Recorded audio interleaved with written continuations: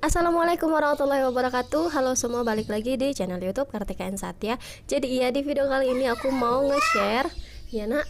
Jadi di video kali ini aku mau nge-share SKB Kesehatan Umum seputar kebijakan dasar puskesmas. Nah, ini adalah salah satu kisi-kisi yang sudah beredar dari BKN resmi gitu. Jadi aku akan ngebahasnya di video kali ini. Tapi ya, sebelum lanjut ke videonya, bagi teman-teman yang belum subscribe, silahkan subscribe dulu. Kenapa kalau kalian subscribe, aku tuh tambah semangat loh untuk buat video kayak gini, insya Allah bisa bermanfaat. Dan jangan lupa juga follow Instagram aku di @kartikagh. Nah, kenapa kalian wajib follow Instagram aku? Karena biasanya aku selalu update di story di Instagram aku untuk ngasih tahu kayak informasi seputar CPNS dan lainnya. Jadi kalian buruan langsung follow ya. Jangan lupa di follow.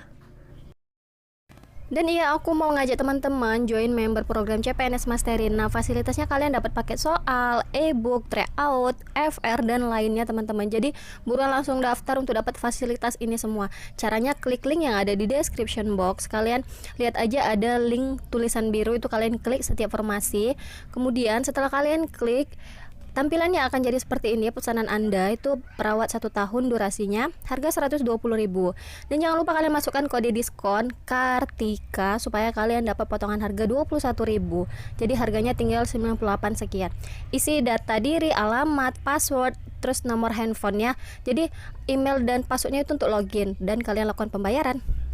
Dan misalnya kalian mau nambah selain CPNS Mastery, kalian bisa daftar Ayo CPNS. Nah, tampilannya kayak gini, kalian tinggal login aja pakai akun SKD kalian. Tapi kalau misalnya nggak ada, yaudah kalian daftar aja sekarang dan klik beli paket.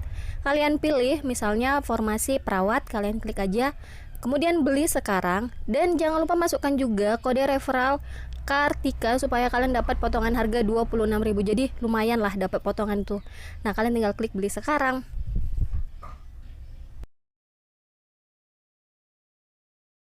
Bismillahirrahmanirrahim. Oke, kita bahas soal nomor 1.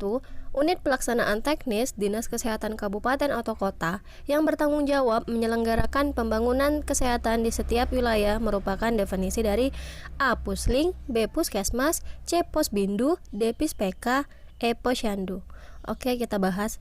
Nah, ini dia teman-teman, puskesmas itu adalah unit pelaksanaan teknis Dinas Kesehatan Kabupaten atau Kota yang bertanggung jawab menyelenggarakan pembangunan kesehatan di suatu wilayah kerja. Nah, sebagai unit pelaksana teknis itu karena puskesmas berperan menyelenggarakan sebagian dari tugas teknis operasional Dinas Kesehatan. Sedangkan sebagai pembangunan kesehatan itu adalah penyelenggara upaya kesehatan oleh bangsa Indonesia untuk meningkatkan kesadaran, kemampuan untuk hidup sehat.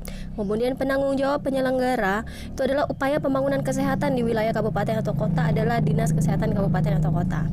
Sedangkan puskesmasnya bertanggung jawab hanya di sebagian upaya pembangunan kesehatan yang dibebankan oleh Dinas Kesehatan Kabupaten atau Kota.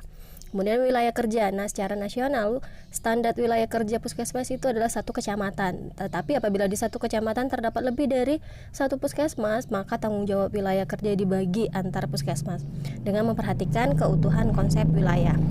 Oke dia teman-teman, jadi jawaban yang paling tepat pada pertanyaan ini ada di B, puskesmas. Oke, kita lanjut ke soal nomor 2. Visi pembangunan kesehatan yang oleh puskesmas adalah tercapai kecamatan sehat menuju Indonesia sehat. Nah, 4 indikator tersebut adalah kecuali berarti yang tidak termasuk ya teman-teman. Oke, kita akan bahas. Nah, 4 indikator dari kecamatan sehat itu adalah yang pertama lingkungan sehat, kemudian perilaku sehat, cakupan pelayanan kesehatan yang bermutu, kemudian derajat kesehatan penduduk kecamatan. Jadi option B, C, D, dan E itu adalah benar. Itu adalah termasuk indikator kecamatan sehat yang 4 tadi itu. Jadi yang tidak termasuk ke dalam 4 indikator tersebut adalah A, masyarakat sehat. Jadi jawaban yang paling tepat ada di A, masyarakat sehat. Dan aku juga mau menginfoin ke kalian kalau kalian mau join di grup Telegram yang udah aku buat. Nah, itu tuh anggotanya baik-baik banget karena mereka saling share soal ataupun materi yang mereka punya gitu. Jadi kalian buruan join.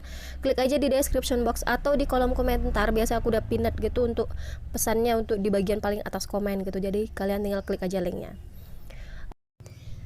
Soal nomor 3, kedudukan puskesmas sebagai sarana pelayanan kesehatan strata pertama yang bertanggung jawab menyelenggarakan upaya kesehatan perorangan dan upaya kesehatan masyarakat di wilayah kerja termasuk ke dalam sistem A. Sistem sarana pelayanan, B. Sistem kesehatan, C. Sistem pemerintah daerah, D. Sistem kesehatan kabupaten atau kota, E. Sistem kesehatan nasional.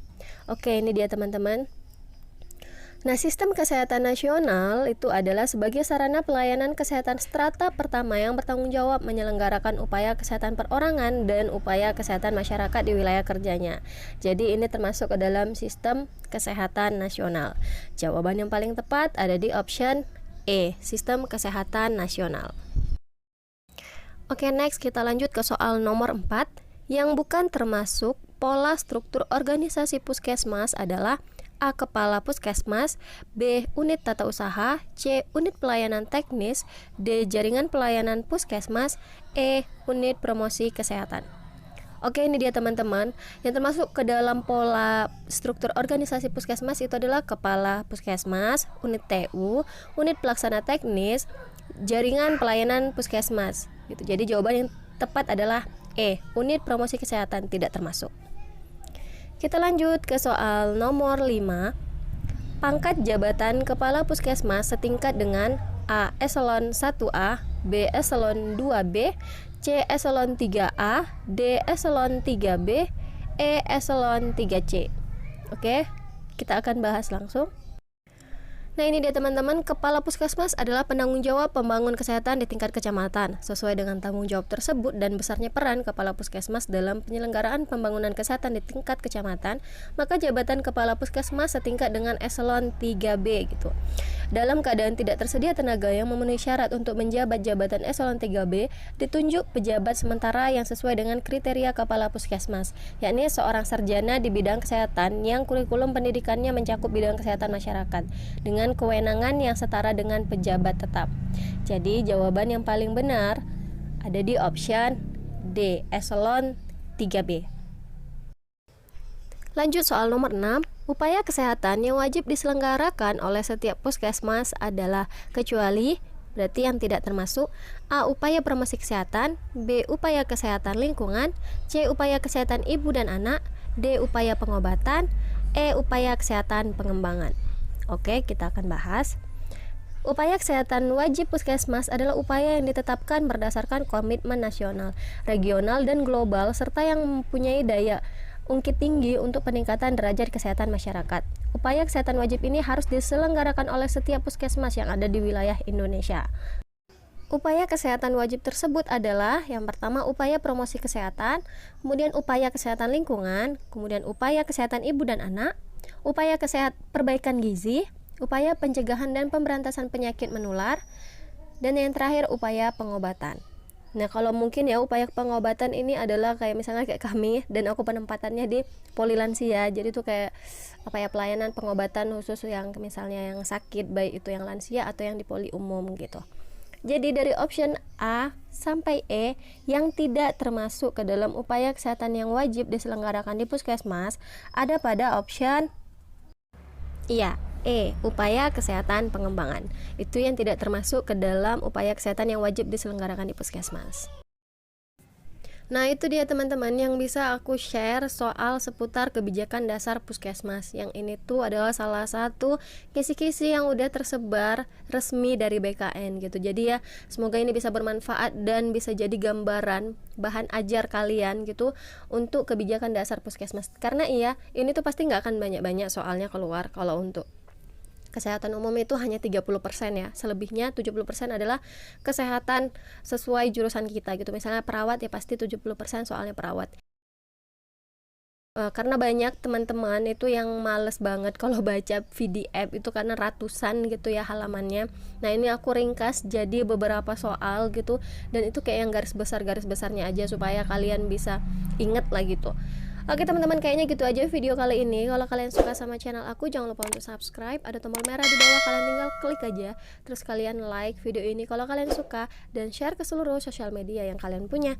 Makasih yang udah nonton. See you next video. Assalamualaikum warahmatullahi wabarakatuh. Dadah.